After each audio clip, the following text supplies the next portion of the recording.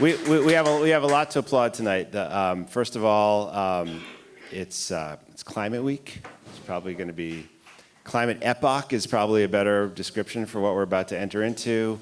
The march kicked things off yesterday quite successfully and energetically. I had a bunch of my undergraduate students who went, and for many of them it was their first experience demonstrating for anything. And they were really excited to learn that people who go to protests are pretty much ordinary people, not the people you see on television.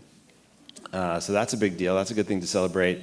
But here's the other thing I want to celebrate. It's a Monday night. It's the beginning of the school year for us here, and we always want to kind of start things off with a bang. And let me tell you that every time we set the RSVP limit for tonight's talk, within minutes we busted it, and the reason is we had hundreds of people try to get themselves a seat for tonight's event. So if you're going to applaud for anything, you should applaud for yourselves because you got in the door, and a lot of people aren't going to. Why on earth are so many people here? We're here because we got a really big thing to talk about. Jeff Goodell, the award-winning journalist, author of The Water Will Come, published this summer this book called The Heat Will Kill You First. And some of you, I haven't introduced myself. I apologize. My name is Klinenberg. I'm the director of the Institute for Public Knowledge. The reason I got a job in life is because years ago, 20 years ago, I wrote a book called Heat Wave. It's a book about what happens when a city breaks down in the heat. People weren't actually talking that much about global warming when I wrote it. There's been a running joke in my family for the last several decades that every July, as soon as it gets hot out and my family wants to go on vacation, my phone starts ringing off the hook with journalists who want to talk about heat and why the heat's so deadly. And isn't it amazing that this summer is so hot? And is this going to be the summer that the world finally wakes up to the reality of global warming and how horrible and dangerous it is? And my wife can now do the interview for me. I don't need to be there to do it myself because it's the same questions year after year with the same story. So my first reaction when I found out that Jeff was writing a book about the heat is thank God someone else can take this shift in July. Because the one thing that's happened, and Jeff, you'll attest to this, is that the conversations that we used to have in July when it got really hot, they now start in the beginning of June. Anyone remember the fires in Canada and when the air turned red here? Okay, so they now start in the beginning of June. Sometimes they actually start in May, and they go. At least, remember last week? It was 10 days ago, and it was 95 degrees and humid, and the air was horrible again. So they're still going. So we're going to be talking about the heat more and more. And let me tell you another thing that was interesting for me about the publication of Jeff's book this summer. Forgive me for saying this, but in recent years I've had this view, like, I don't know why anyone would write a book about climate change anymore. Like, why would you write a book about climate change? And there's two reasons for that. The first is, and actually curious, we're going to talk about this later, who are you writing a book for when you write a book about global warming these days? Because I've had this sense that there's a bunch of people who are really, really concerned about global warming. They're the kinds of people who buy books about global warming. And the book kind of makes them angrier and maybe gives them some ammunition and new things to think about, but doesn't kind of fundamentally change things because they're already the people who buy books on global warming. And then there's a bunch of people who don't buy books on global warming, and it's not clear that you're going to change their mind. So there's that. And then also there's so many books about global warming that it's not really clear what you're adding to the conversation at this point. So the mind-blowing thing for me about this book, which is for sale in the back of the room, and which Jeff is going to sign at the end of the night, is that as soon as I picked it up and opened it, I realized, first of all, there's so much more that we have to learn. There's really a good reason to write a book about global warming. And second of all, maybe Jeff has some ideas about how to reach people who might not have been engaged before. And maybe actually a book can still do that kind of thing. So it's a remarkable publication. It was not a surprise to me once I read it. I got an early copy. Not a surprise for me to learn that it became an immediate New York Times bestseller. Like the first week it was out, boom, on the bestseller list. And that's not the kind of thing that typically happens when you write books about the heat and how terrible it is. So let's give Jeff a round of applause just for pulling that off. So I'm really excited for him to speak. And we were going to do this thing, we were just going to give him the platform. And then Amy Chester, who's here, who's the director of Rebuild by Design, a big infrastructure project, design competition that the Obama administration sparked right after Hurricane Sandy. Amy said to me, you know, we've been trying to get Jeff to come. We wanted Jeff to come, and you've scheduled him for Climate Week. And all these amazing people are going to be here from all over the world. And I said, well, great. And she's, should we do something about that? She said, well, there's one specific person who would be amazing to have come, Eleni Myrivili, who, get this, got a master's degree from NYU in performance studies, which means she still probably owes hundreds of thousands of dollars to NYU. And you don't get any credit just for being here tonight. Has a PhD in anthropology. Was the vice mayor for Athens, which, as you probably know, has gotten hotter and hotter and hotter, and actually basically is on fire. And is now, just in case you want to make sure that you're in the room with the right person, the United Nations Global Chief Heat Officer. So we thought, like, what if we could get Lenyo here too? And Lenyo said, of course, I'd be thrilled to come. So now we have this overabundance. And we're going to indulge in it tonight, and that's probably why there's hundreds of people who wish they could be in the room now and can't. Here's how we're going to do this. We're going to hand the microphone to Jeff. I've asked him to talk for 20 or 25 minutes. He's said, like, no, I'm not going to talk for that long because I want to hear Lenyo. So then we're going to bring Lenyo up. The three of us are going to get involved in conversation. Then you're going to ask a bunch of questions. Then we have a tradition at IPK and a thing we do here, which is we don't charge anyone anything to come to our events except for the students, and we charge them hundreds of thousands of dollars. Students get to come for free. We don't charge you anything to come to our events. All we ask is that you don't force the bookseller to walk home with books at the end of the night. It's embarrassing for us if the bookseller has to carry books. So do your part by just grabbing a book, and Jeff will sign it, and we'll go home happy, and then tomorrow we'll go demonstrate some more. So without further ado, Jeff, welcome to IPK.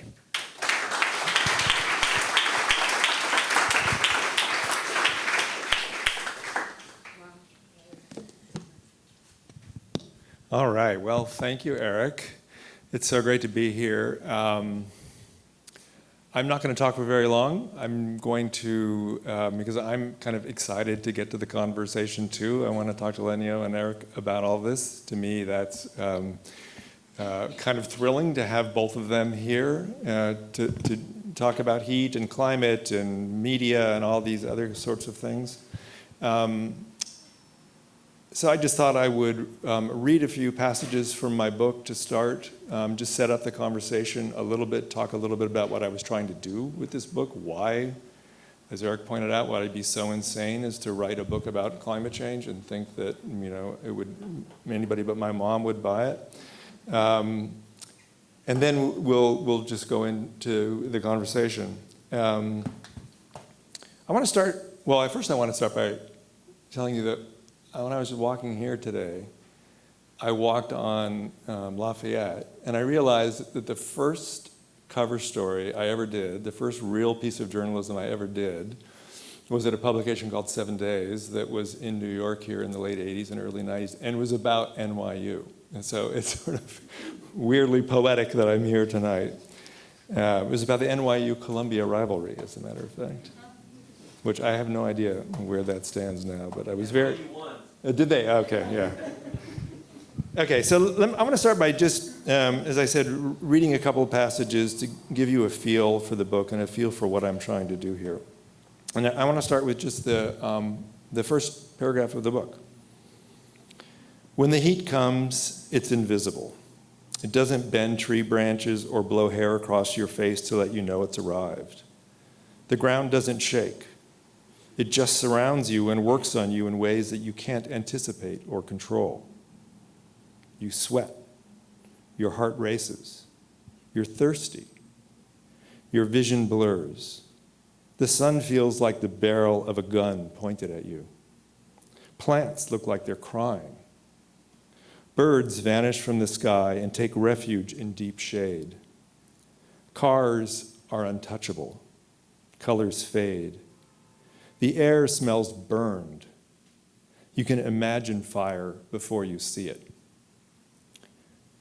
So that's the first chapter of my book, the first paragraph of my book. And in a certain way, that first paragraph comes out of my experience that caused me to write this book, which was about 5 years ago. I happened to be in Phoenix on a 115-degree day, and I had a meeting downtown, and I walked out of my hotel and was hit by this wall of heat, and I was like, oh my God. And I walked the 15 blocks, and as many of you know, cities are hotter, and so I don't know what the actual surface temperature where I was, but it was really hot. And by the time I got my 15 blocks to my meeting, my heart was pounding, I was feeling a little dizzy. I was like, oh my God, if I had to go another 15 blocks, I don't know what would happen to me. And this was 5 years ago. I had been a climate journalist for 15 years at this point. It wasn't like heat was some secret I stumbled upon, right? I mean, heat is, global warming is hardly, a sort of unknown quantity. And I had read Eric's masterful book when it came out. All of this stuff was known to me, but for the first time, I realized that heat was this sort of active force that could kill me very quickly, or kill you, or kill people. And I realized that very few people thought, at least I, who had been a climate journalist for 15 years, didn't think about it that way. And I realized that it was, a clear and present danger in a way that I think that a lot of writing about climate doesn't register. A lot of writing about climate is about what will happen. One of the great things about Eric's book is that it's not about that. It's about an actual dissection of an event. But many books about climate, and much discussion is about climate, is about people in the future in some other place. And it's not about you and me and the readers here today, what's happening to you right now.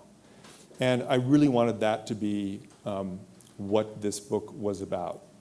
That's why, despite there was much controversy at my publisher about the title, "The Heat Will Kill You First" is not exactly a subtle title. Why don't you just call it Heat, or something like that? And I was like, no, I don't want to call it Heat or something like that, because I want it to be about you. I want it to challenge you, to implicate you in the story. If you pick up this book, by virtue of the title, you're implicated. And my publisher was like, oh, no one's gonna read that, it's too scary. And I'm like, I don't care. Oh, I didn't quite say I don't care. I do care a lot, but I thought, well, I don't think that's true. And luckily I had an editor and some people at Little Brown who backed me up. But this feeling of immediacy is something that I really wanted to achieve with this book.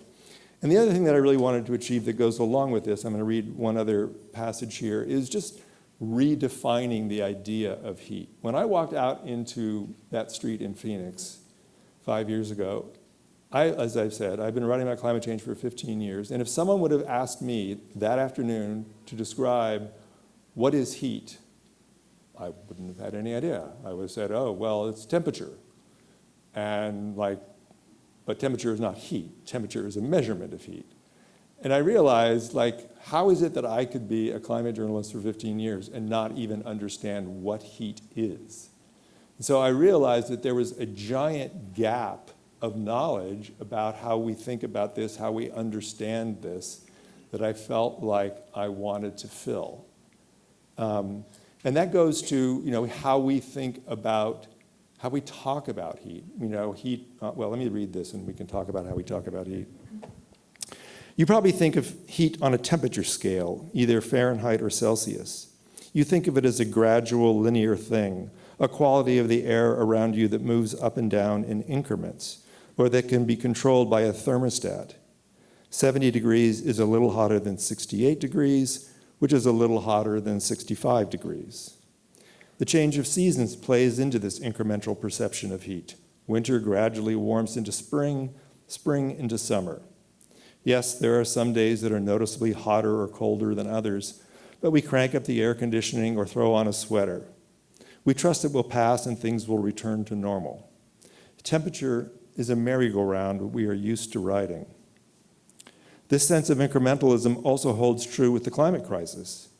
The Earth is getting hotter due to the burning of fossil fuels. This is a simple truth, as clear as the moon in the night sky. So far, thanks to 250 years of hell-bent fossil fuel consumption, which has filled the atmosphere with heat-trapping carbon dioxide, global temperatures have risen about 2.2 degrees Fahrenheit since the pre-industrial era and are on track to warm by 6 degrees or more by the end of the century. The more oil, gas, and coal we burn, the hotter it will get. Right now, we are more than halfway to 3.6 degrees Fahrenheit, 2 degrees Celsius of warming from pre-industrial temperatures, which scientists have long warned is the threshold for dangerous climate change. The reports of the UN Intergovernmental Panel on Climate Change are full of harrowing details of what might happen to our world with 3.6 degrees of warming, from collapsing ice sheets to crop-killing droughts. But to non-scientists, which is to say most of the human beings on this planet, 3.6 degrees of warming does not sound dangerous at all. Who can tell the difference between a 77-degree day and an 81-degree day?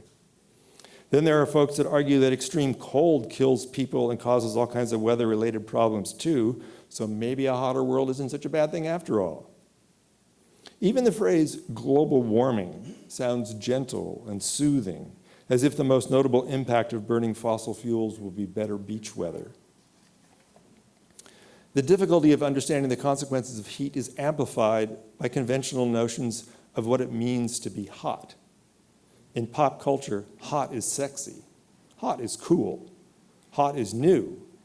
Websites publish hot lists of the latest books, movies, TV shows, and actors. Facebook started in Mark Zuckerberg's Harvard dorm as a hot or not website called Face Mash, which ranked the attractiveness of Harvard women. Heat is an expression of passion. You feel hot for the guy at the bar or engage him in a heated debate. A person who is quick to anger is hot-blooded. Near the house where I live in Austin is a gym called Heat Boot Camp. Here, heat is purifying, a sign of inner strength. A throwback to medieval times, perhaps, when heat was linked to masculinity through what philosopher Thomas Aquinas called the elemental heat of semen. In Miami, one of the hottest cities in the US, where heat is a lethal threat to outdoor workers and where the city regularly floods due to rising seas caused by the melting of the ice sheets in Greenland and Antarctica, the basketball team is named, without irony, the Miami Heat. In this book, my goal is to convince you to think about heat in a different way. The kind of heat I'm talking about here is not an incremental bump on the thermometer or the slow slide of spring into summer. It is heat as an active force, one that can bend railroad tracks and kill you before you even understand your life is at risk. Scientists don't fully understand how fast this heat can move or where it will appear next. Until it happened, a killer heat wave in the Pacific Northwest, like the one we had in 2021, seemed about as likely as snow in the Sahara. But there is one thing scientists do know. This is a form of heat that has been unleashed upon us through the burning of fossil fuels.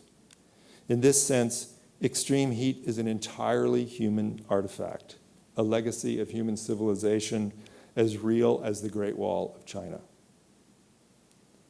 As a force, heat is mysterious because its effects are both slow and fast.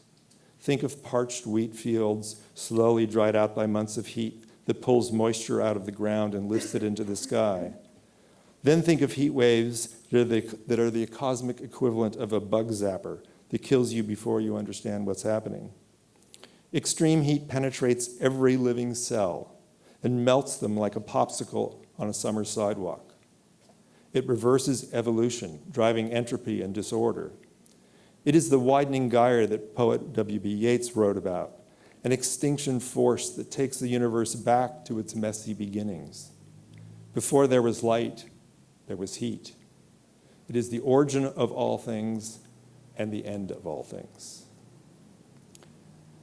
So I think that's a good place for me to stop and to begin our more tangible and less perhaps philosophical discussion about heat. But I just wanted to give you a sense from the opening of the kind of scope and scale and tone of what I'm aiming for in this book. And now we can engage in.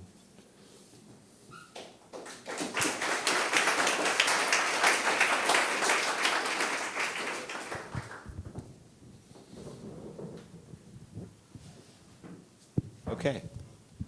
That was great, but very modest, and we're going to have to draw all that out of you because there's a lot you didn't say that I just assumed was going to be in here, and I can't wait to hear your perspective on this also. So when we were sitting in an office before this event started, you said, I really want to hear you all talk about the qualities of heat because heat's ethereal. It's difficult to make sense of. It's mysterious. Heat's always got this problem, which is that it's not camera ready. Right?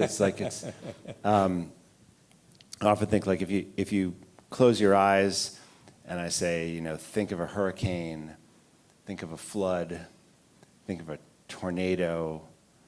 Think of an earthquake. Like we have a stock image, and we can feel it. And if I say close your eyes and think of the heat, most people actually draw a blank, and that's a problem for the way that we process it culturally. It's also a problem for the politics of it, because it can be hard to get people exercised. Can you tell us what's been happening in Greece with the heat these last few years? It feels like Greece has always been hot in the summer. That was its appeal for a long time. You'd go to Greece for the heat. Now it almost feels like you want to stay away from Greece if you can in the summers. What's happening there? It's getting hot. It's getting hot, and it's getting... So Greece is one of the capitals, it's probably the capital of Europe, of all the capitals, that is the hottest one, of the mainland of Europe. Cyprus and Nicosia is probably hotter, but as far as Europe, the mainland is concerned, Athens is the capital that's the hottest. So it kind of stands out as a kind of a landmark for heat in a way. And then there's this whole kind of, all these images of the Acropolis and people kind of being very hot, trying to visit the Acropolis, and then the fires around the Acropolis. And so it gives itself as a symbolic place that you can talk about heat in ways that I think are capturing the imagination. But in reality, it's just been heating up a lot. And I think this summer was... Last summer, other parts of Europe really had a really hard time. There was a recent report that said that 60,000 people died in a couple of months in Europe last year in 2022. They thought it was about 15 to 20,000, but the new way of counting heat-linked mortality brought it up to 60,000. So 60,000 is kind of insane in a couple of months. I mean, it's a lot of people. And that's the other thing that we know is how little people realize the enormity of the numbers of people whose deaths are linked to heat. So this is so still in Greece, I don't know, there's very little data that we find out about how many people actually died and how, so it's often difficult to talk also about the impact of heat, and that's the problem, right? It's like a few months later, it's a year later that you find out the numbers, and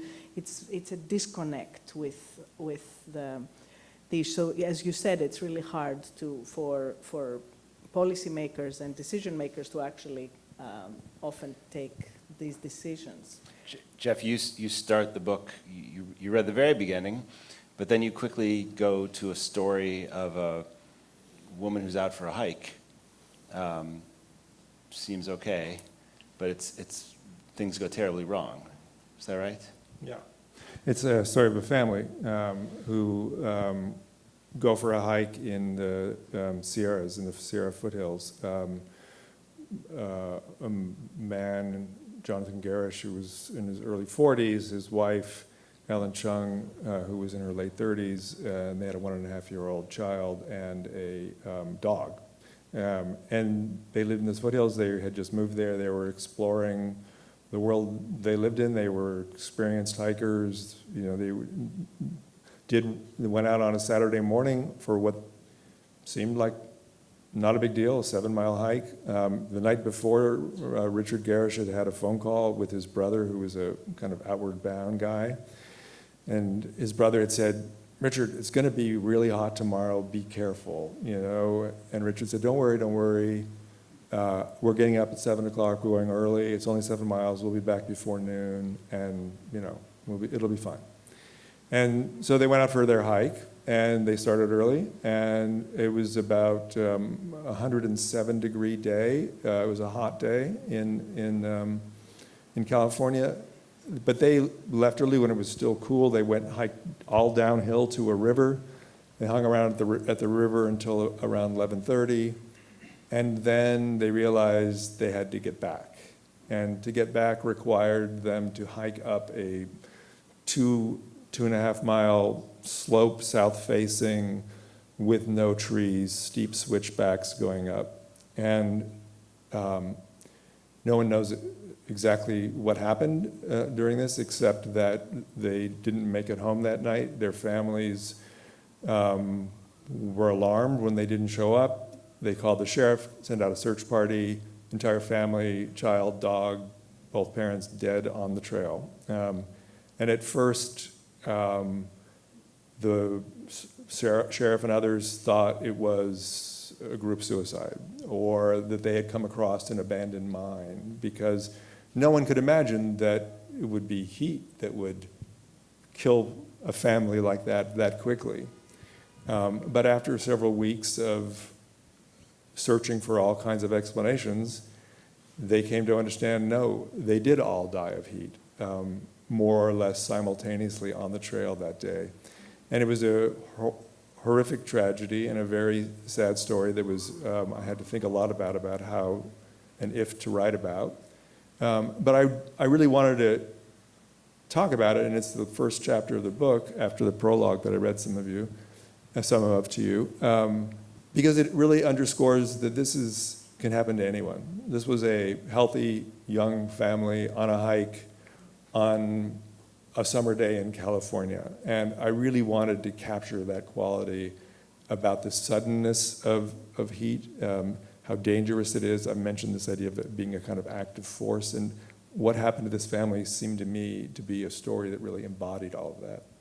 So, yeah, go ahead. But this is very cool about this book, which is that it has very different perspectives and very different ways that you read through it, because each chapter has a different kind of almost voice to it. Sometimes it reads like a mystery, and sometimes it reads like an anatomy of the body. Sometimes it reads, I mean, it's really, really beautiful how it kind of captures all these different voices in a way in it. And I was hoping you were going to read part of the one where you are climbing up, and you have the episode where you almost, I was hoping you were going to read that a little bit, because you read the very theoretical and more philosophical parts. I was trying to set the frame, like, I don't know, maybe I should have read one of the more visceral passages about what happens to your body and things like that, the horror novel parts. Yeah. Right?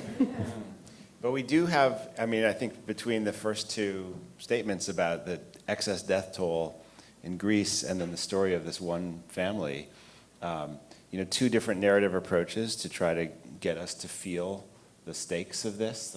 And we can go very deep into a story of a family that's out for an ordinary hike in a place that they're used to moving around that doesn't come back, and that's in some ways about a misjudgment of what it is to live on Earth at this moment. Like we think we know what the summer means. We think we know what it's like to live in a certain place, and very, very quickly conditions on the ground have changed, we can't help but be moved by those stories. It's also staggering to learn about the tens of thousands of excess deaths in Europe. The 2003 event in Europe, which people know about and associate with France, is kind of a stunning event because for those of you who haven't been following the heat for the last decades of your life, in the year 2003, there was a horrifying heat wave that lasted about 3 weeks in Europe. And one of the fascinating things that happened is that the political leadership in France kind of very publicly acknowledged that thousands of people were dying of the heat. And the global media arrived, and for quite a long time, it was thought of as this great French heat wave. Right. And that's interesting because it turns out that 14,000 people in excess of the norm died in France, but across Europe, 70,000 people died. And no one had actually talked much about the fact that tens of thousands of people had died in other places because political officials from those countries had not come out and talked about the crisis in that way. So there's a politics around this too, which is that if you are the mayor or the prime minister, you have every incentive to not talk about heat deaths. If 2 planes crash into each other tonight and 400 people die, we'll know that they died because those 2 planes crashed into each other. And if the rainstorm that's happening right now turns into a hurricane and we find out that people have drowned, we'll attribute those deaths to a hurricane. But one of the really challenging things about the heat is that typically when people die, when it's very hot, no one associates the death with the weather. And so it takes a long time, right, for someone to come in and say, actually tens of thousands of people have died. And we're always waiting for the summer when the big disaster happens and it's so profound that it changes the politics of global warming. But it hasn't happened yet. You know, right? It keeps the deaths keep happening, but they don't get counted in this way. Yeah. And I'm tempted to think this summer. So we've seen these 2 different narratives play out, and they keep. From my perspective, the one frustrating thing is, it seems like they've been playing out this way year after year, and I wonder if either of you think that now that we have gone through these consecutive summers, where we're shattering the heat record. This past summer was extraordinary, the extent to which we shattered the record. Could we think that we're at a turning point? It's too much? Or are we doomed to always feel this way? So this is, like 15 years ago, I was talking to Al Gore for something, and he talked about how everybody who cares about climate change has what he calls an oh shit moment, when something happens and they realize, whether it's a heat wave or a hurricane hits their city or whatever, and they kind of wake up and they're like, oh my God, they understand the scope and scale of what this all means. And I've long thought, I've been working under this notion in my life as a journalist and thinking about climate change, that there would be a collective oh shit moment, that there would be a kind of awakening, a kind of just collective awareness that this is a real problem that we have to do something about. And I've rejected that now. I think that individuals have their oh shit moments. When I was in Alaska with President Obama, I asked him about his oh shit moment, and he talked about going back to Hawaii and seeing the coral reefs that he used to swim in along when he was a kid, all bleached out and gone. That was his oh shit moment. We all have. I think everybody in this room has had an oh shit moment. You kind of, by definition, I think they checked you at the door to make sure that you had an oh shit moment before you got into this coveted event. But I also don't think that there is going to be, in my view, having watched this, and I'm interested in your thoughts about this, but that like it's this sort of trench warfare of like, one step forward, two steps back. There was certainly a huge percentage of our population that is never going to, for all intents and purposes, accept that this is sort of real. I think we learned a lot about that with the COVID stuff and the anti-vax movement, and the kind of discrediting of science that we're seeing right now. So I view this not as a drive towards an awakening, but as like I said, a kind of trench warfare, political trench warfare, where it's really hand-to-hand combat every day on every issue at every moment, and that's what's going to drive change. Can you speak to that? Yeah, I like that. I think that's a good approach. I also think, however, that the fact that this summer we had these heat domes, as they call it, right? And there was one in the southern United States, and there was another one in the Mediterranean and in the Middle East, and there was another one also in Asia over China at the same time. And if you looked at it, it was like all of the northern hemisphere was under these heat domes, basically. And I think the fact that it was the northern hemisphere and that it's like not the global south, but it's the global north that is scorched. I think that might, I was hoping that could actually make a difference. Yeah, no, I'm sure. It is making a difference, I think. I think the fact that my book did well Right. attested to the fact that people were like, what the hell is going on this summer? And like Right. looking for some kind of explanation Right. and some kind of interpretation of it. I've just become more skeptical of the kind of broader awakening idea, about this. So I'm curious from both of you, if you could say more about the theory of change. So it's not, we reach a boiling point, right, and we can see actually the frog is going to die. It's their political victories or their political losses. And it's like all other issues. It's not, you're saying it's not really about collective experience. It's not about how many disasters we've lived through. It's when does the right coalition get together and actually find a way to be effective on this? Right. That's it? Yeah. Have you seen anything? So UN, I know that you're technically on loan. You're like a star football player who's loaned for the season. But global chief heat officer. So do you observe the politics playing out? Countries come to the UN with concerns about how to manage heat in an acute way, or is it the kind of everyday heat crisis that is living on Earth at this moment? Well, there's still very little mobilization in the UN about heat. Very little. There's not, like, there isn't really. When I first arrived there, they really didn't know what to do with me. It was like, oh, like. So, but then slowly, kind of the more people that were working in specific cities started kind of calling me up and saying, oh, we're designing public spaces in, Kuala Lumpur, or, we're doing this in Cuba, and we're trying to assess, how does it work, and what's the best way to assess and monitor how heat works in this city, et cetera. And, because there's also all these different ways of measuring heat, which is another big problem, because there's tons of different ways of measuring heat. So you have to figure out what is really the easiest and the most effective way for a city to figure out how to measure heat and how to do the most immediate and most effective ways to deal with it in ways, of course, that are not stupid, but actually kind of are more systemic and all that. So,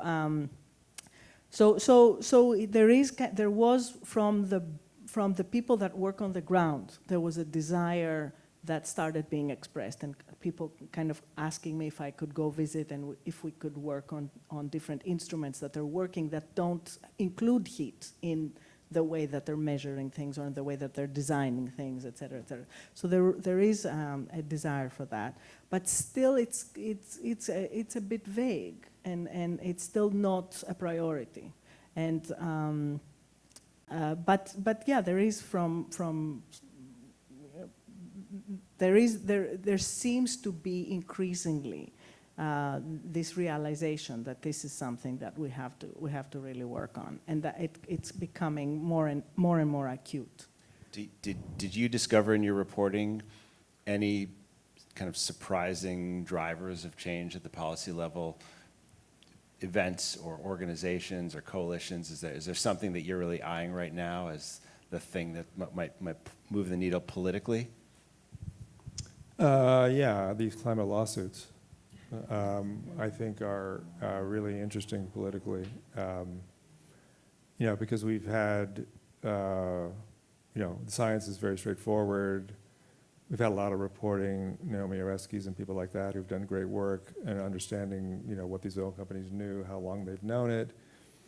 We've had lots of great documentation about how they've spread disinformation and, subsidies, all this stuff. And so now I think we're beginning, I've never said this before, it's just occurring to me right now, but I think we're beginning the sort of age of accountability, where okay, we know what happened, we know what the consequences are, we know where we're going, we know what you knew. And it's not unlike opioids, or people have made the comparisons with tobacco, and there's differences in all those, because we were complicit in this in ways that we weren't. With tobacco, it was different, but the sort of grand crime of this, I think, has become very clear, and I think that Governor Newsom just announced yesterday, I think, or that he was backing this. Lawsuit that his attorney general has levied against the 5 oil majors. I think there's 12 states. There's the Montana case, which is a different kind of thing. That's about trying to get regulations through, not liability with the oil companies. But I think this age of accountability is what's really interesting right now. So that potentially puts the fossil fuel industry on the hook for damages, right? Yeah. So major lawsuits, tens of billions of dollars. Does it help to keep the fossil fuels in the ground? Well, it certainly helps to keep the fossil fuels. Well, whether it helps to keep the fossil fuels in the ground, we'll have to see. But I have a chapter in my book about a German scientist named Friederike Otto, who is really brilliant and is at the forefront of this idea of attribution science. Because up until basically, yesterday, when you asked a climate scientist about whether a particular event was caused by global warming, they would all repeat a version of what Jim Hansen said, which was it loads the dice. We can't say that any particular event was caused by higher levels of CO2, but it loaded the dice and made them more likely.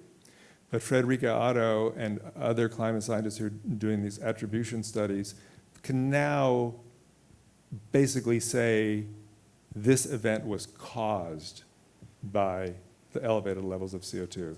Not all events. They looked at, for example, the Palestine floods last year that were so horrific, and they said, no, this was within the range of natural variability and things. But I wrote about it because, and they're doing this rapid attribution, so they can figure out within like a month of the event whether this was caused by elevated CO2. And her team basically determined that the Pacific Northwest heat wave in 2021 that killed over 1,000 people, most of us probably remember, really important event, and I wrote about it in detail in my book, was caused by elevated CO2 levels. It could not have happened without that. And so when you can get that kind of attribution that lawyers and scientists that I've talked to is strong enough and clear enough to hold up in court, then you can begin to say, okay, so this event was caused by elevated CO2 levels. And in the book I talk about Friederike speculating that ExxonMobil, for example, is responsible for 4% of historic emissions. So you can imagine, I'm not a lawyer, I'm not pretending to be a lawyer, but there are lawyers who are thinking in this direction. Well, if they're responsible for 4% of the emissions, they're responsible for 4% of the damages and 4% of the costs of adaptation. And so you begin to get into a whole other world of responsibility and accountability that I think is, I mean, I live in Texas, I talk to oil people all the time, very scary to them. And the time frame for this is the cases are starting to roll out now. We'll see them get litigated. Yeah, and of course, the oil companies have tons of money, and there'll be all kinds of lawsuits and appeals, and who knows exactly how this will play out. The opioid stuff showed that it could play out over a long period of time. Another example on this idea of responsibility is guns. And basically the gun industry cut a deal with Congress saying you cannot sue gun manufacturers for, and so there's people that I've talked to who talk about in exchange for some kind of light regulation or some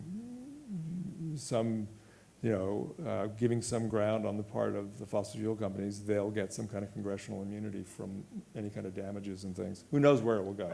But it's a new era politically. Certainly in the United States, this is starting to roll. Well, no, it's not just in the United States. It's big in Europe. So I was going to ask you if you I could. was going to ask him, because he knows more than I do, about the loss and damages from COP last year, right? I mean, you guys, both of you, what do you think, how do you think this is going to play out? Because it was the first time, right? Yeah. In the last COP in Egypt that there was this agreement that there was going to be an acceptance of loss and damages on the side of these countries that are not really responsible for climate change, that have suffered losses and damages based on climate change, and that there was going to be a fund created for that. So what do you think about that, and how do you think it's going to play out? Well, I think it's the same thing about this sort of age of accountability that I mentioned before. I think it's the central question in the international climate negotiations, which is that you, rich people in the global north, profited all this, caused all this. We in the global south didn't do anything. Our emissions are negligible. We're suffering all the damages. You owe us. You got to help. And then they have set up things like the Green Climate Fund, which nobody, of course, really wants to fill. And there's a lot of question about who's responsible and how are you accountable for this, and what is the mechanisms by which you're going to own up to your responsibility.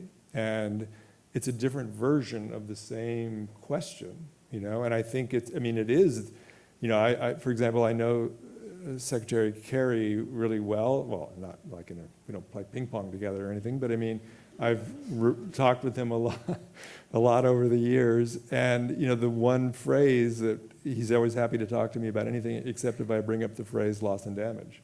It's the scariest two words in the climate world, because once you acknowledge that you're responsible, then it's like, okay, so where does that stop, right? And who owes who? And it becomes a very treacherous ground.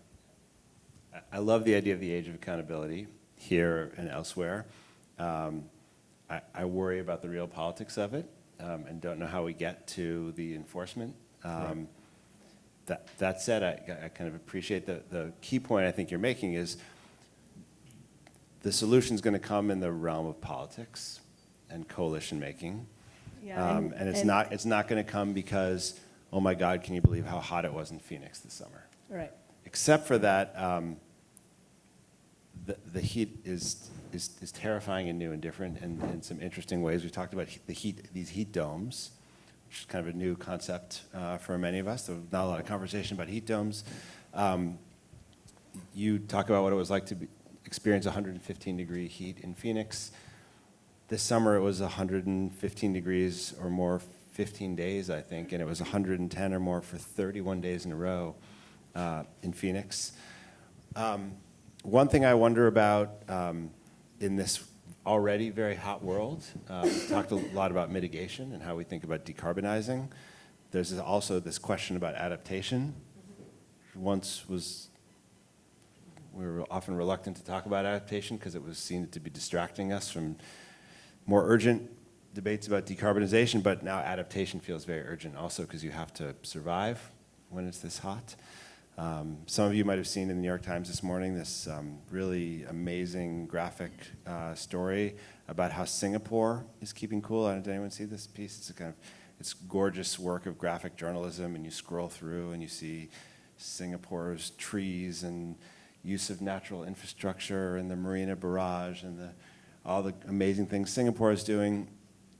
And then, if you're critical about this, you think immediately, most places don't have the resources that Singapore has to do this. And I wonder, from your vantage working with the UN or for your coverage of the world, if we could talk a little bit about heat in the global south, heat in the developing world. What are we seeing around adaptation? How are poor people in poor places dealing with this very different set of climate risks?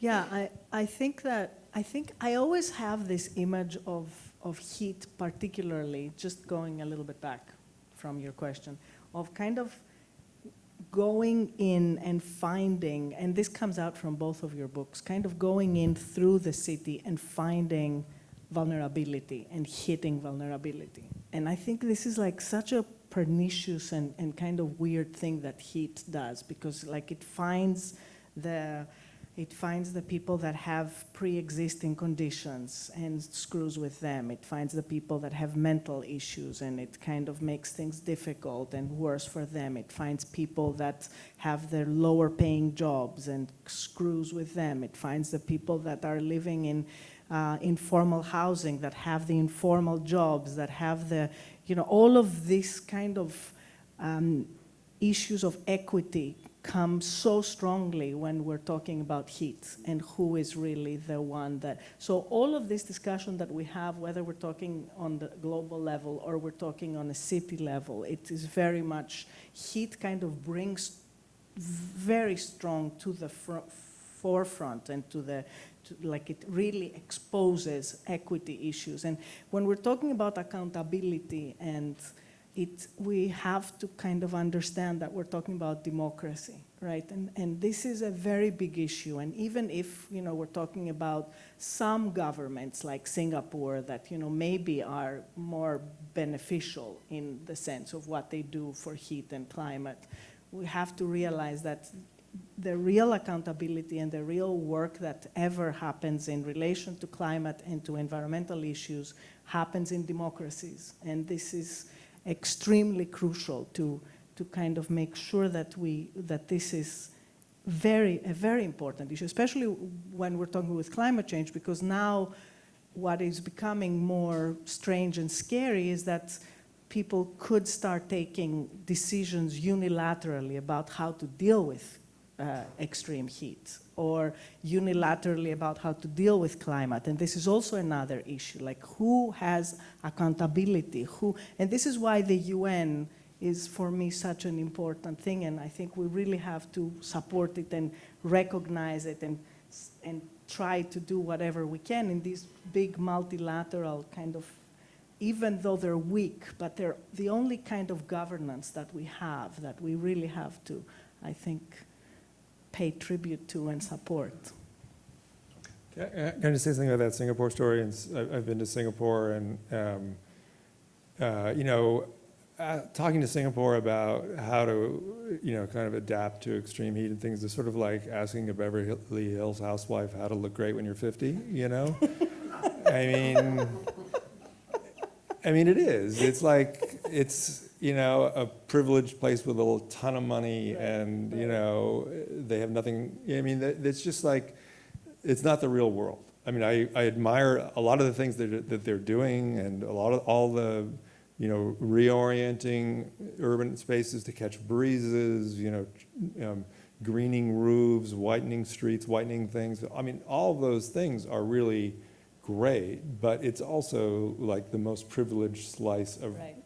The urban planet that you can think of, right? And it's also not exactly, to your point, a thriving democracy, right?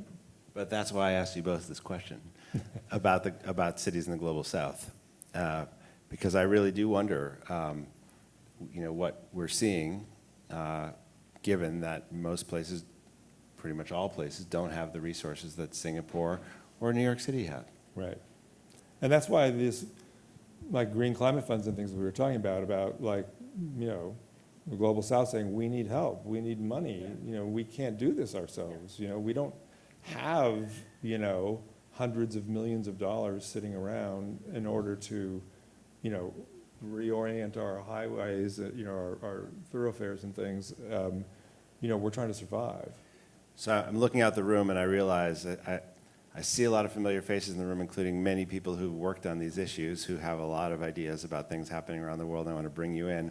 I just want to say, I think it's important, tried to bring out this distinction between the global north and the global south, wealthy cities and ones that don't have resources to deal with this. One of the things that keeps me up at night is that even the wealthiest cities on earth are really woefully, inadequately prepared for the kind of heat we're seeing. For instance, this summer I kept wondering, what would happen to Phoenix if the power went out? What happens? What happens to an American city that endures a really severe heat wave and loses power? Those of you who live in New York know that when it gets really hot these days in New York, you'll see kind of police cars, emergency vehicles driving through the streets with a loudspeaker telling people to turn their power down. We'll get public service announcements telling you to not have all of the power running at once. That those things tend not to work. And whereas once upon a time, I think Americans kind of distinguished themselves from people in other parts of the world with this pride that the infrastructure here was really good, the energy would always work. Now, pretty much everyone who lives in the United States believes that it's all going to fail, and the infrastructure is a mess. No one feels confident that you're going to retain your power in a heat wave or a storm. We're just bracing for the moment where things fall apart. In 2003, I talked about the tens of thousands of people who died in Europe. And one of the other things that really strikes me about the American comparison is the heat wave in 2003 that killed 14,000 people in France, or 15,000 people, lasted 3 weeks. And when I wrote this book about Chicago, this is a heat wave that lasted about 2.5 days. And I started thinking about it, and in Chicago, the heat wave killed about 740 people. And in France, it was 15,000 people, and I started playing around with the math, and it's a pretty simple calculation, but it turns out that the death rate from the 2.5-day heat wave in Chicago, the overall death rate is exactly the same as the death rate from a 3-week heat wave in France, which raised the question, because it hasn't happened yet in the United States, really, like what happens if we get a European-style heat wave, not in Phoenix, but in Chicago, New York City, Washington, D.C., St. Louis, Philadelphia, Kansas City, Milwaukee. There's these kind of old, Rust Belt cities that have extraordinary levels of poverty, that have really organized around racial segregation, huge numbers of people who are living alone, all the people the heat seeks out, right? And a kind of infrastructure that's not built for this. So I think one of the quite worrisome things about even the wealthiest country, the wealthiest wealthy places, is that we haven't built our cities for 21st century heat, and the 21st century heat is here. Okay, you want to say something before we open it up? I just want to say that, just to put a kind of a little more optimistic spin here, that there is a lot of work being done, and cities are preparing, and there is like stuff that you can do to protect the most vulnerable people during heat waves, and it's much more difficult to really redesign cities in ways, as you said, which is what we should do, to actually make them kind of better but there are things that can be done, and especially for protecting the people, there is ways to protect the people. So, and cities are creating plans, and New York has really done some of really, really great work in relation to heat and preparing for heat, and other cities as well. So, it's not all, there's good stuff. It's a friendly amendment. I take the point. There is strategic change that cities are really taking these things into consideration and really moving forward. So it's happening. Yeah. I think the question is like, can we keep up? Can we keep up with the change in the climate? Let's open it up to some questions. Let's get a bunch of hands together. Eleni, you can take this mic. So I have one, and then there's a hand over here, two. We're going to have a bunch of hands. So what we're going to do is we're going to take a few questions at once, and then we're going to deal with them together. So if you just introduce yourself. Easy question. Have we passed the tipping point? Because it just seems scientists are continuously astonished by, everything's melting 4 times faster. My understanding is we've passed 6 of the 9 indicators, and it kind of feels like we're in the movie Don't Look Up. Got it. Okay, so have we passed the tipping point? And just right over here in the second row.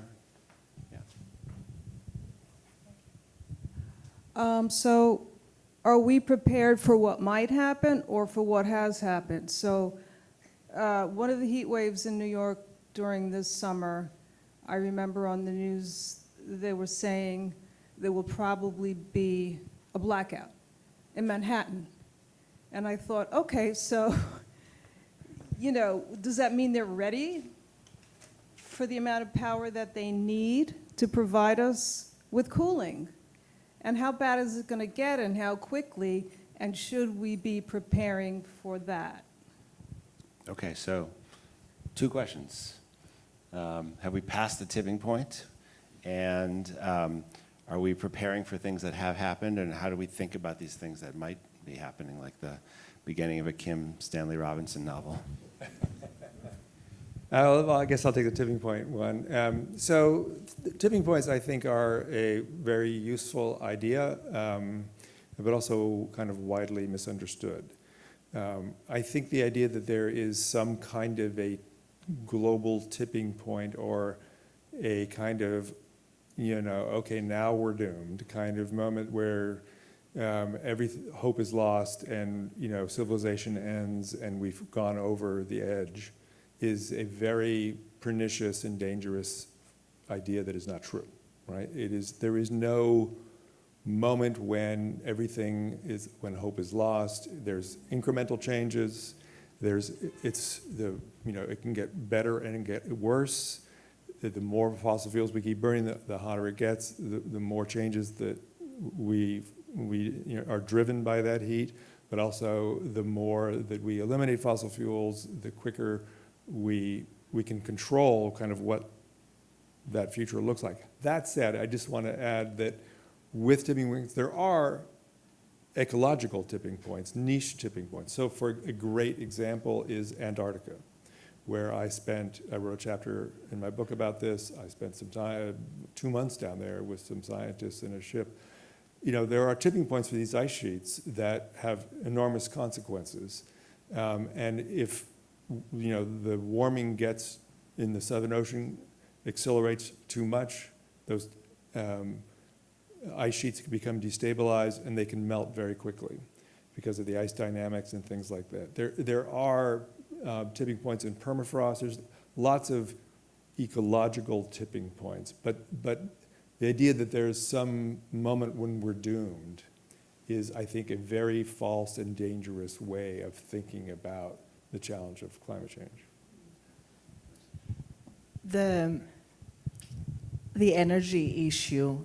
I know that in Sydney, there's a temperature after which there was a very big negotiation and an agreement between the city of Sydney, which is many, many cities, and the electricity providers that they will stop having electricity go to the industrial sector and redirect all electricity to residential areas.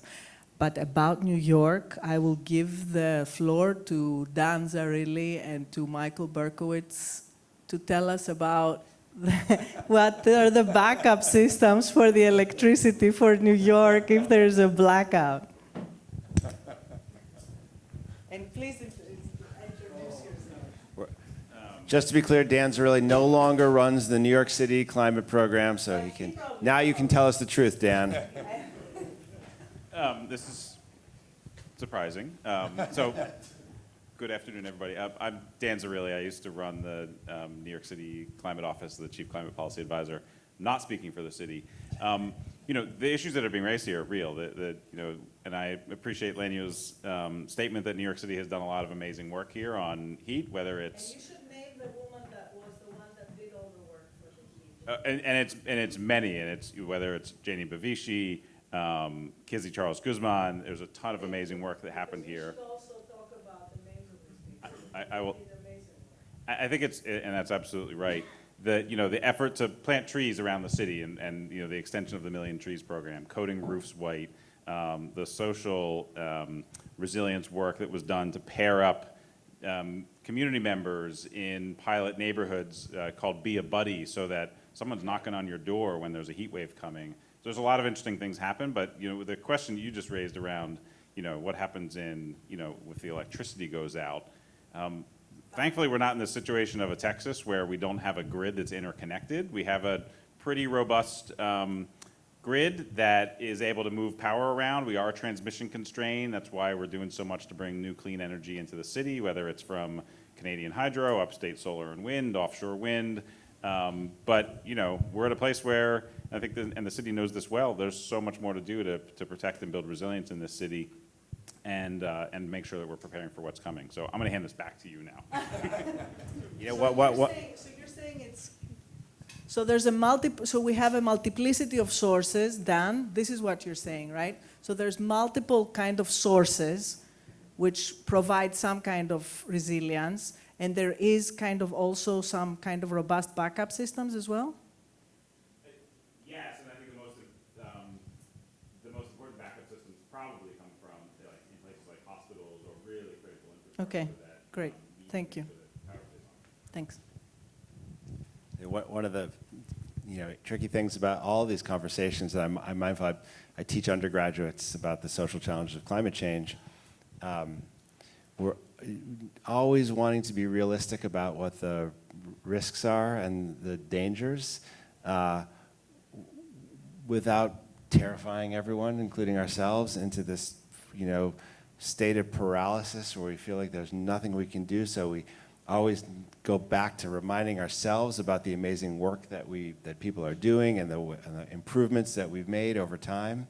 And the reality is, I think you said this before about tipping points. It's there'll never be a time when there's nothing that we can do. This will be a political fight that we are in for the rest of our lives. Our children will be in it. Their children will be in it. Like, this is what it will mean to be an engaged citizen in the world for the foreseeable future. And there are things that are going to be really hard and challenging about it, and and at times we'll be overwhelmed. But the fight is to keep ourselves from being as overwhelmed as we might otherwise be. There's a hand here, and then there's two hands in the middle. So, just because you're there, can you go to your left? Yeah. Hi, I'm Clara Buto. I work at the UN in climate adaptation, so great to see you there. My question is towards concrete actions that we can take. You've talked about how difficult it is to raise finance for adaptation and preparing for heat. That's one thing. I also think that one thing is, how can we make it equitable? How can we make people participate? And how can we make sure that it stays intact and that it stays equitable? A big problem is maladaptation, that I'm sure you're very aware of, the limits of adaptation. But also sometimes when we upgrade cities, there's green gentrification, and we actually push out those most vulnerable populations. So I'd love to hear more about the things that we can actually do. Great, Milian. If you don't mind just bringing the microphone up just here in the second row. The gentleman's had his hand up from the beginning. Thank you all so much. This has been great. And I just want to say first, thank you for making me feel a little bit more optimistic. I think a lot of younger people feel a lot of dread a lot, and I feel like this summer especially. So it's good to hear some of the optimism and the strategies and the work that's being done. My question was going back to sort of the oil and gas companies and the loss and damages, and just thinking about this sort of contradictory role that the private sector plays in all this. Like, we mentioned that a lot of the changes will come at a policy level, but when we think about like the climate financing, adaptation gap, a lot of this needs to come from the private sector. And when we think about, like retrofitting those railways that are bending, or the grid, or, even like labor labor policies and vulnerable workers, so much of this, I feel like, will have to come from business leaders, but at the same time, they're, continuing to finance new oil and gas and emit and fuel the problem. So we'd just love to hear about like how you're thinking about sort of the contradictory opportunity from the private sector, but not like have your head blow off thinking about how frustrating that is. No, it's great. The questions are connected. Where the resource is going to come from, who are the partners, how do we make this a sustainable project? I'll start, but you should talk about this also. The issues that you raise are very big, and I would love to have a discussion afterwards about it all, because you touch upon a lot of things. I think that part of the problem with adaptation and finance has been that we have been separating adaptation from mitigation, and that, we keep talking about that recently a lot, that we have to build projects, and that would make them less maladaptive too, in the sense that they should be kind of linking together the mitigation and adaptation opportunities.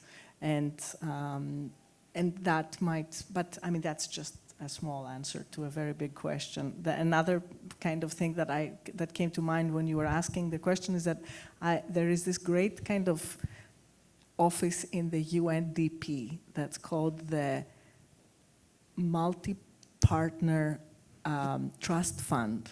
And I've been trying to kind of talk with these people, because they create these funds where they bring a lot of different UN agencies together and articulate a problem, like they did for Ebola, they did it for COVID and stuff. So I think that this type of emergencies that we will be dealing with, like heat, need this type of coming together and creating something that has a very that is well articulated and can attack the aspects that cannot easily be dealt with from the normal kind of routes that we might find to finance things. But the normal routes that we finance things for adaptation, as you know better than me, are tiny. They're like really ridiculous. So this is something that is very much discussed and trying to find, it's a big challenge that is trying to find solutions, and this is a very big discussion that we could have a whole panel on that. So just to your question about private money and private industry, so one of the big problems with adaptation compared to mitigation is that making money, right? If you're an entrepreneur and you develop a great new battery technology or a great solar technology or something, you can make a lot of money really fast. There's a lot of people, I live in Texas, there's a lot of, despite the fact that it's, the belly of the beast of the fossil fuel industry, there's a lot of investment flowing everywhere towards clean energy stuff, because they know that they can make a lot of money off of it. It's very straightforward. You don't make a lot of money coming up with a cooler bus stop, right? That's not like, if you're a tech bro really looking to, get your Tesla, it's not by investing in cooler bus stops, or to Eric's great work, better libraries and things like that. These public goods that are so necessary in kind of building a better, safer, more equitable world. And I just think that's just a huge fundamental difference that adaptation has to deal with, in the sense that where is the money coming from? And it's not coming from, Elon Musk, And So back to your lawsuits and the age Yeah, of accountability. exactly. No, but I'm serious. Yeah, Serious. yeah. So one of the big things that's going to happen with these lawsuits, I believe some will wind up being successful, maybe many will. What happens, when the case settles, or when there's a legal payout? Who then gets that money? Where do the investments go? How do they allocate the different kinds of public goods that you would invest in, right? Potentially, think about the governments that are winning cases against pharmaceutical companies that are responsible for our opioid crisis. Yeah. These are massive damages. The climate damages from the fossil fuel industry are exponentially higher. And if the court cases go the way you want them to, there's going to be an enormous amount of money. And then the question becomes, how do you deal with it wisely, equitably? And how effectively. All those things.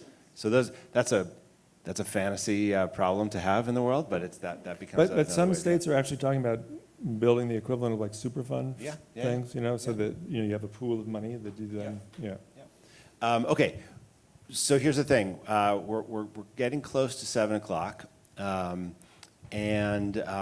there's a lot of books in the back of the room for Jeff to sell, and I want to for Jeff to sign, for the bookseller to sell. I take a little off the top. Jeff's not going to get rich tonight. The bookseller doesn't want to carry the boxes home. So I want to make sure we have time for a book signing, but I also want to give you all a chance to ask a few more questions. So could you raise your hand really high just so I can get a sense of how we can do a speed round? Okay, this is going to be tough. So Milen, let's do first row, and then woman a couple rows back. We'll do a bunch in a row. Yeah.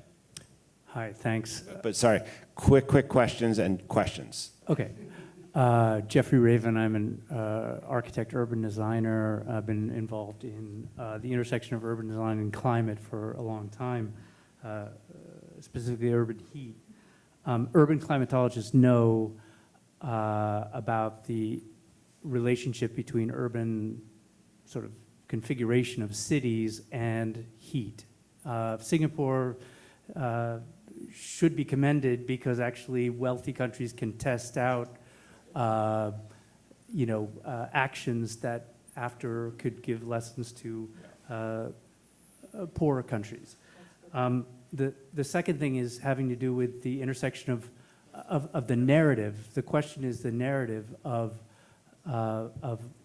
you are saying impossible to sort of get tech bros excited about the adaptation. Yeah. I'm not sure. I think the relationship between public health has a huge implication for policymakers. I'm just curious, Great. Where is that sort of relationship between the narrative and the value proposition? Great, thank you. All right, one question. Everybody gets a question so we can get as many voices in. Hi, I'm Joanna Smith, climate activist, currently facing 2 felony charges, conspiracy against the United States, and felony property damage for a nonviolent civil disobedience protest that took place this spring using washable nursery school finger paint at the National Gallery. My question is, where is the room for people power in the democracies that we hear are essential for moving forward climate policy if our same governments are going to repress any dissent? Thank you. Can you just stay with the mic so we can get a few more voices in? Raise your hand again. Yeah, there's a man right behind you. Yeah. Do you explore the connection between climate refugees and the heating up of the climate? Like, do you go into that? Is there a way to quantify that? Like, have there been studies to quantify? Great, excellent, efficient question. Yeah, just across the row also. Yeah. Tom Stokes, I'm with the Pricing Carbon Initiative. And a quick question with regard to pricing carbon. In other words, let's look at both the carrots and the sticks. It's much easier to pass policy and legislation around the carrots, the incentives, but what about the stiff and rising price that we need to create better equity in terms of responsibility for the damage that's being done? Okay. Real Got disincentives. Got it. We don't hear about a rising price in carbon, and we need to. Thank you. Come all the way to the front, please, Milen, and then we're going to one last question. It's going to be really fast, and then you can choose from the buffet. Jeff, I'm going to give you a yes/no question. How about that? Okay. So in all of your work on outdoor workers and ag workers and construction workers, has anyone done an economic analysis of what the impact, not the human impact, but the dollar impact on the changes that are coming, the effectiveness, efficiency of all of that work that's going to change because of heat? Okay, ton on the table. We can just I'll just as answer much yes as you can. to Yes. I was that. going to say yes too. Yes, there is, but there's different aspects of productivity that is being looked at, and there hasn't been like a comprehensive one. So there's like different kind of research has been done on different aspects. But I think you should you should. Do the rest? Yes. By the way, Eleni came in, it became very quickly apparent to me that she was going to be the moderator for tonight. So you get paid double. No, but this is, I'm sorry guys, but I really want to hear Jeff because he's amazing and it's his day. So I'm very glad to have him here. Well, some of these questions are kind of beyond my, my pay rate, but to the question of carbon taxes, I mean, that's something that I wrote about, for 15 years, this question of how that would work politically, cap and trade, carbon taxes, cap and dividend, tax and dividend. I mean, there's all kinds of structures like that, and none of them have happened. And, Waxman-Markey came close. We had that moment. Obviously, in the politics of Washington today, there's not even a chance of you can't even talk about it. So we have to look at other ways, and that's why I think the Inflation Reduction Act is so important and has been so effective. That's why where I live in Texas, during the heat wave, 30% of the power is coming from renewables. This just working on those carrots has been really effective. It's not effective enough, it's not fast enough, but I think, maybe I don't know, but I just think the talk for the moment, the conversation about carbon taxes and pricing carbon is just not happening in America for sure. Heat and migration was one. Heat and migration, right, a hugely important issue. I write about a worker who came from as Lenio said earlier, I tried to tell stories in this book. I really think of this book as storytelling, both in the broadest sense. I wanted to tell a story about heat and all of its implications. And I also wanted to tell individual stories, like the story of that family that I mentioned in the beginning. And one of the stories I talk about in the book is a refugee, a migrant who comes up from Guatemala, fleeing the climate and other economic effects in Guatemala, and comes to work as a farm worker in Oregon, and ends up dying of heat stroke in the Oregon. A nursery in a plant nursery, not a children's nursery, in the field in Oregon. Migration is a hugely important issue on all kinds of dimensions. Politically, of course, I live in Texas. All that anybody talks about politically down there is the border, people coming across, all that kind of thing. We all know that climate is just going to exacerbate that in all kinds of indirect and direct kind of ways, and all the political tensions that brings to it. That in itself is a huge aspect of this story. And I also just want to underscore, because I know I'm talking fast because we don't have much time, but it's not just humans, right? All living things are moving. They all are seeking their Goldilocks zones. And it's mosquitoes who are carrying malaria. We have malaria for the first time in the southern United States. We see malaria changing dramatically in Africa, where 400,000 people a year still die. We see ticks moving up to the Canadian border and carrying Lyme disease and other diseases. We see bats moving to new places. All of these kinds of things Are moving. Well, not fast enough, some of them. But we have yeah. also a Yeah, everything, right? Someone was telling me the other day that the biggest concern about climate change for him was that the great white sharks are showing up now, in more northern waters here, and he's afraid to go swimming. I guess that was his oh shit moment, was fearing all got a our great, things. a great white shark. Well, whatever it takes. Yeah. If that's the thing that gets you to vote, and get politically active, that's great. So this migration question is just something we could talk about all night. The question about politics, I think activism, I think that's designed for you. Thank you very much. I appreciate that. I can't answer that question. I think it was really I can answer that okay, you can answer the question. Or I can try to answer the Okay. question.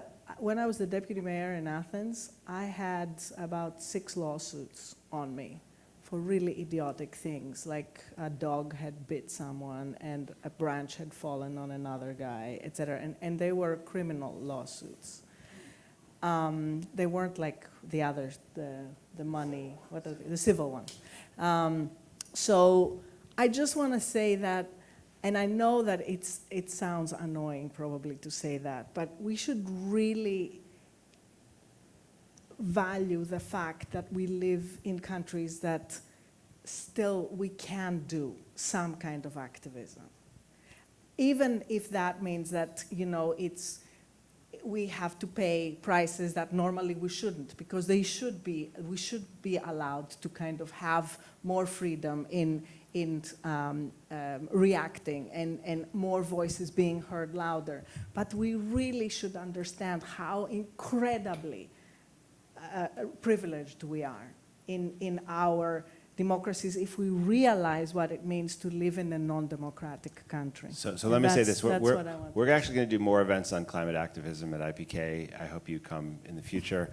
Let me just say, since we're at NYU and we're talking about climate activism, a shout out to the NYU students and to NYU Sunrise, which after years and years of organizing and pushing, finally got the NYU administration, the new NYU administration, and the Board of Trustees to commit to divest from fossil fuels last week. So it's a huge, huge victory. Hard to think of better news to end on. Listen, this is one of those special nights. You all came to see Drake, and it turned out it was one of those nights where Jay-Z happened to be in town and joined also. You got a twofer. It doesn't always work out that way, but what a night of rock stars. Thank you all for being here. Jeff's books are in the back. Buy some books. Come here. Jeff will sign them for you. Thank you all. Hope to see you again at IPK. Thank you.